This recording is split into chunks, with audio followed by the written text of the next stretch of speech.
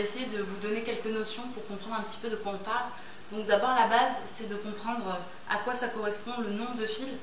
En fait, pour fabriquer un fil classique, donc ça c'est un 2 fils, en fait on va torsader 2 petits fils ensemble qui vont nous servir à n'en faire qu'un seul. Donc ça c'est vraiment la base de tous les pulls.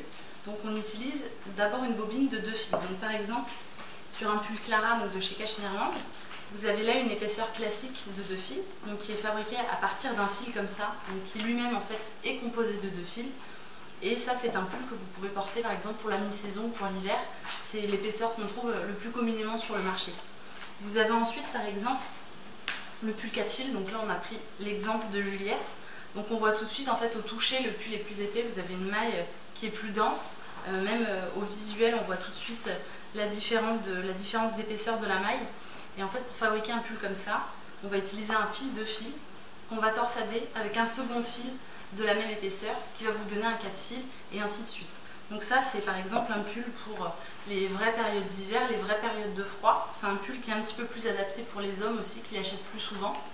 Donc ça c'est vraiment un pull qui est déjà beaucoup plus chaud et qui se porte vraiment pour des températures plus froides. Et après on va vous donner un autre exemple, par exemple ça c'est notre blouson Bastien. Donc là vous avez une épaisseur très importante, donc c'est 10 fils et donc en fait le principe est le même. On prend 5 fils de 2 fils qu'on va torsader ensemble, ce qui va vous donner un pull beaucoup plus épais avec un fil en fait de base qui est beaucoup plus épais. Donc là ça se voit vraiment au niveau de la maille et ça c'est vraiment les pulls 6, 8, 10 fils, vous en avez même 12, 16. C'est vraiment des produits qui sont extrêmement épais et qui correspondent à des températures très très froides ou pour les gens qui sont vraiment frileux. Donc plus le pull est épais, plus il est qualitatif parce que vous allez avoir une maille qui est un petit peu plus resserrée. Et voilà, déjà avec un pull de fil, vous avez un pull qui est déjà suffisamment chaud pour passer l'hiver. Donc on nous demande aussi souvent, est-ce que vous avez des pulls 1 fil ou des pulls 3 fils? Souvent il y a un petit peu une connotation, les cachemires fins, on a l'impression que c'est fait avec du 1 fil, on entend souvent ça. Alors ça c'est un petit peu des idées reçues parce qu'en fait tous les fabricants pratiquement partent de bobines comme ça, donc qui sont faits de 2 fils, de 2 fils.